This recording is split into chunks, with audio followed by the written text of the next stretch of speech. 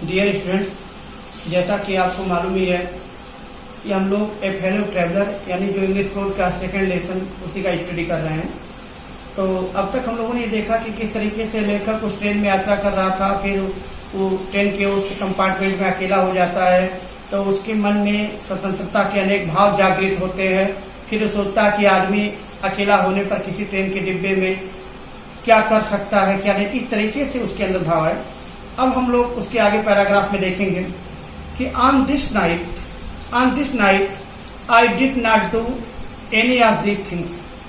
लेखक ए जी गार्डनर कहता है इस रात I did not do any of these things, इस प्रकार का मैंने कुछ भी नहीं किया, यानी ऐसा कोई काम नहीं किया जैसा इसके पहले पैराग्राफ में मैंने सोचा था।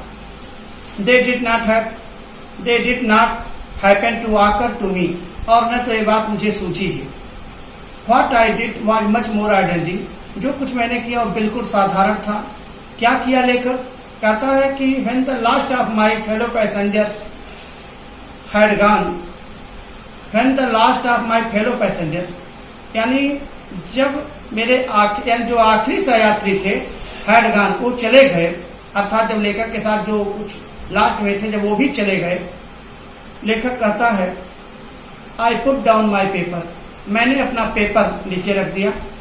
Straight my arms and my legs, अपने हाथ और पैर फैलाया यानी हल्का अंगड़ाई लिया। स्टूड अप, खड़ा हो गया।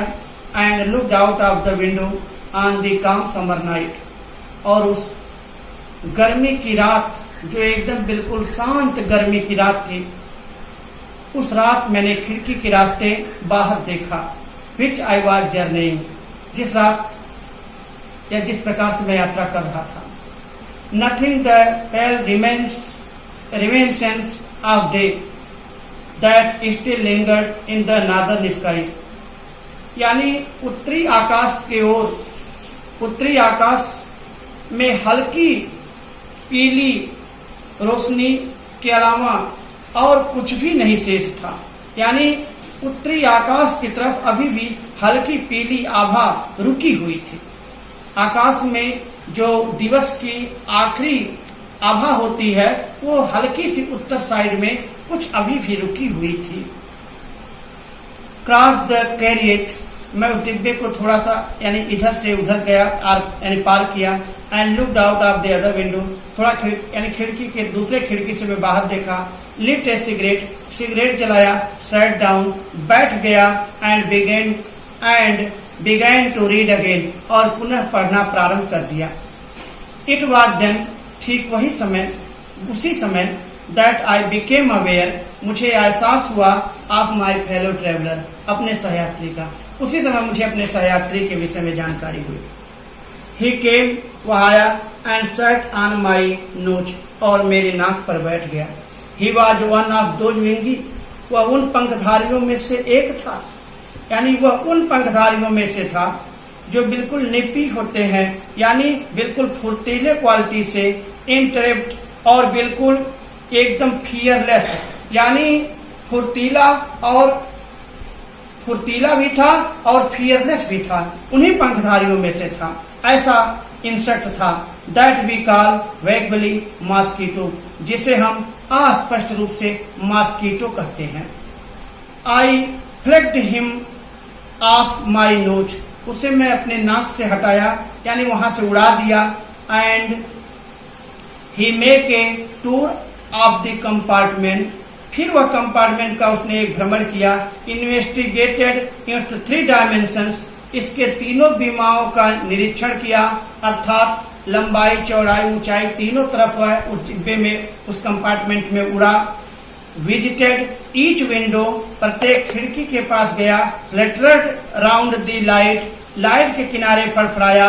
डिसाइडेड, ये सब करने के बाद उसने तय किया that there was nothing interesting, कि कोई भी उतना इंटरेस्टिंग नहीं है। एज दैट लार्ज एनिमल, जैसे कि वो बड़ा जानवर, इन द कॉर्नर, यानी उस कोने में बैठा हुआ जो बड़ा जानवर है, जितना इंटरेस्टिंग वो है उतना लेखक को कहीं इंटरेस्ट नहीं, उतना मच्छर को कहीं इंटरेस्ट नहीं आया। Came and had a look at my neck, आया और मेरी गर्दन पर बैठ गया। यानी मच्छर मच्छर जो है उस पूरे समझ लीजिए कि पूरे कंपार्टमेंट का पूरा भ्रमण किया। इधर उधर घूमने के बाद अंत में उसने डिसाइड किया कि वो जो कोने में बैठा हुआ लार्ज एनिमल अर्थात लेखक है, उससे इंटरेस्टिंग और कोई चीज नहीं है। अंत में ही सोच करके आया, उसके गर्दन पर बैठ गया। आई फ्लैग्ड हिम ऑफ अगेन, मैं उसे पुनः वहां से उड़ाया। ही स्किप्ड अवे, वह वहां से उड़ गया, यानी वहां से उछलकर दूर हो गया। टुक अनदर जायंट, फिर एक छोटा सा भ्रमण किया, फिर छोटी दूरी इधर उधर गया। राउंड द कंपार्टमेंट, उस कंपार्टमेंट में इधर उधर यानी चारों तरफ टहला, यानी उड़ा। रिटर्न, वापस हुआ। And seated himself imprudently on the back of my hand, और बड़ी ही धृष्टता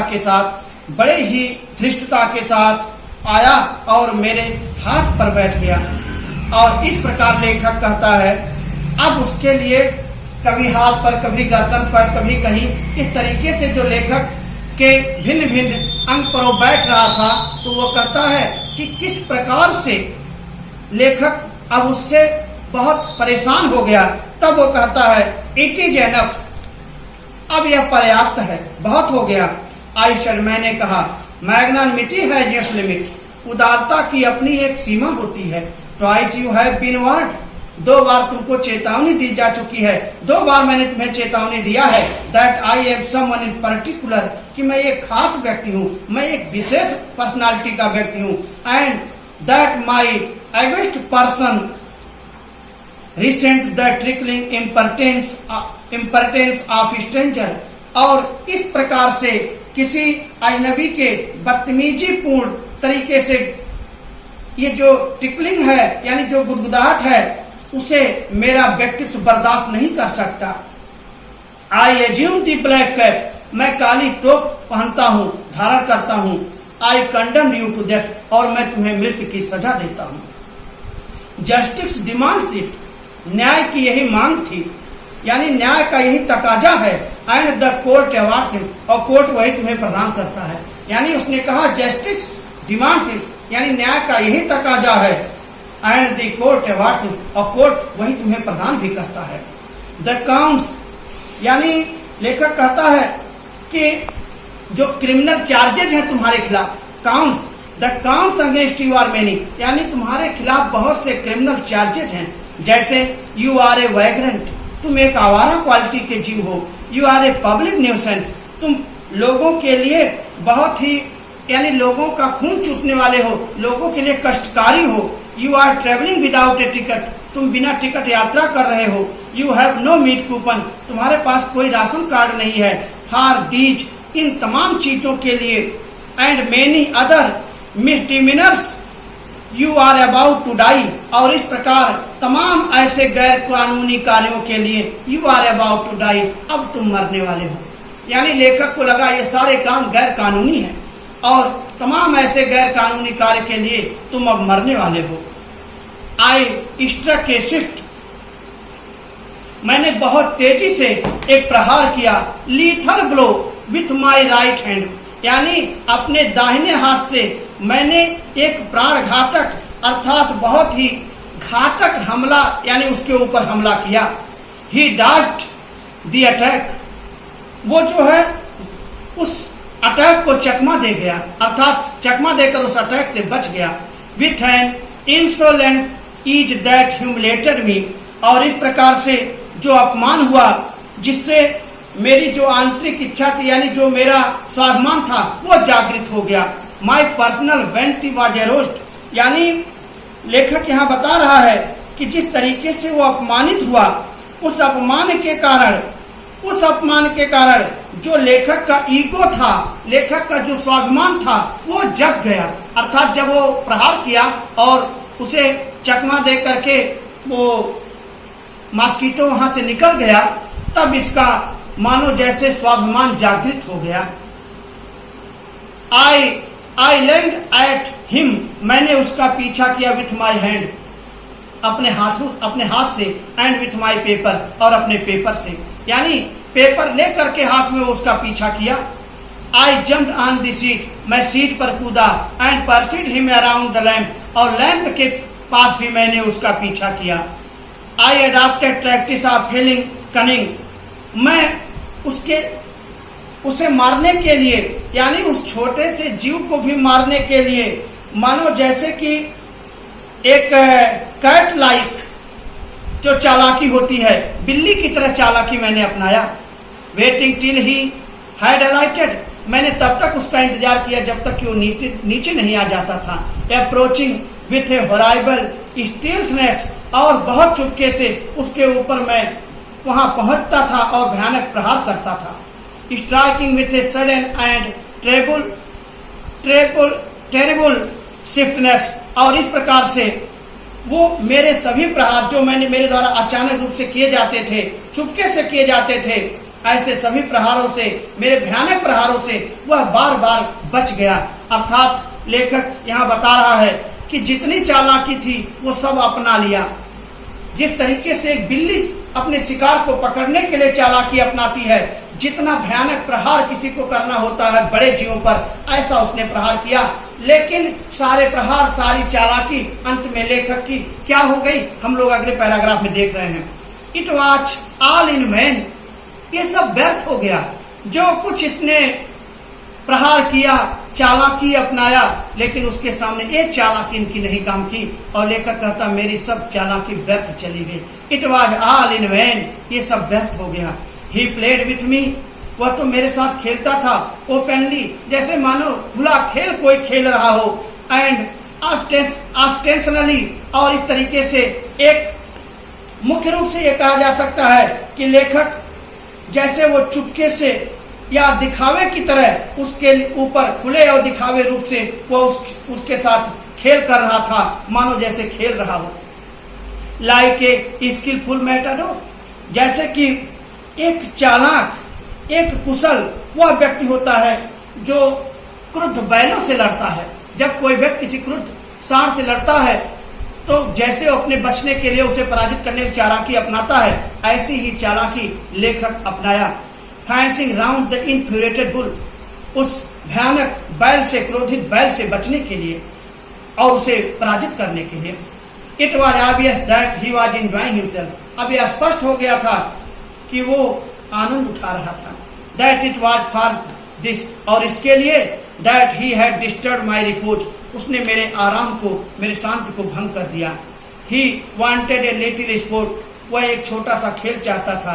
एंड व्हाट स्पोर्ट, और कौन सा खेल, जिस प्रकार का खेल, लाइक बीइंग चेस्ड, कि जिसमें पीछा किया जा रहा हो, बाय दिस ह्यूज, इस विशाल लंबरिंग विंड मिल ए क्रेचर, एक विशाल काय अंग वाले पवन चक्की के समान व्यक्ति के द्वारा पीछा किया जा रहा हो। Who tasted so good, who tasted so good and seem too helpless, जो इतना अच्छा लगा और ऐसा प्रतीत हुआ जैसे हेल्पलेस हो गया हूं उसके सामने। एंड सो स्टूपिड, और अपने आप को मैं कितना मूर्ख बन गया था, मुझे लग रहा था कि उसके सामने मैं कितना मूर्ख हो गया हूं। I began to enter into the spirit of the fellow, अब मैं अपने उस सहयात्री की आत्मा में या उसके मन में या उससे मन से अपना जुड़ाव उत्पन्न करने लगा। He was no longer mere insect, अब वो मेरे लिए मात्र एक कीड़ा नहीं था, एक छोटा जीव नहीं था। He was developing into a personality, अब तो वह एक व्यक्तित्व के रूप में विकसित हो रहा था।